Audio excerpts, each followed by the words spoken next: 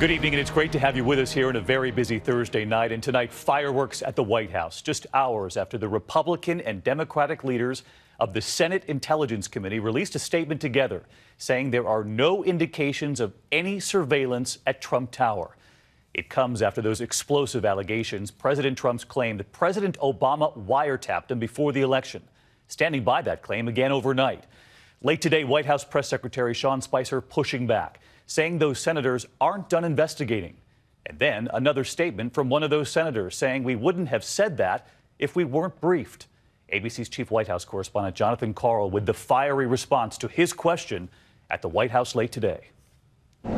Tonight, the top Democrat and Republican members of the Senate Intelligence Committee declared in no uncertain terms that they have seen nothing to prove President Trump's explosive allegation that President Obama had his phones tapped. We see no indications, they said, that Trump Tower was the subject of surveillance by any element of the United States government either before or after Election Day 2016.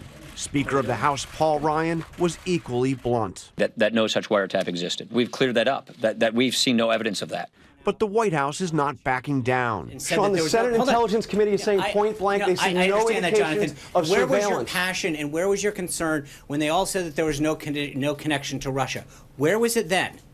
You crickets from you guys, because at the end of the day, the president stands by his allegation that President Obama wiretapped Trump Tower? I'm making a point. The point is this: number one, that it's interesting how when evidence comes out and people who have been briefed on the Russia connection come out and say that there was nothing that they have seen that proves a connection, you choose not to cover that. I'm asking you to respond to the Senate Intelligence Committee. I'm trying to answer your question, Jonathan. If you can calm down.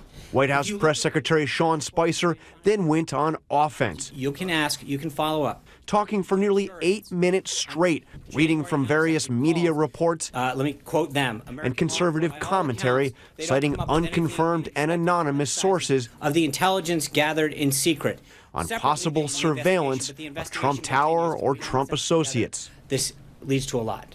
Are you saying that the president still stands by his allegation that President Obama ordered wiretapping or surveillance of Trump Tower, despite the fact that the Senate Intelligence Committee says they see no indication that it happened? Does the president still stand by the allegation? He stands by it, but again, you're mischaracterizing what happened today. No, they said they saw no indication. I'm reading exactly from their statement. I understand that. And at the same time, they acknowledge that they have not been in contact with the Department of Justice. So you think he's still going to be vindicated? Do you think he's still going to be vindicated? But moments later, the top Democrat on the Senate Intelligence Committee said they had been in contact with the Justice Department, saying they wouldn't have made the statement they made without having been fully briefed by authorities. All this comes just 24 hours after the president tried to explain what he meant when he accused President Obama of wiretapping Trump Tower. Don't forget, when I say wiretap, those words were in quotes.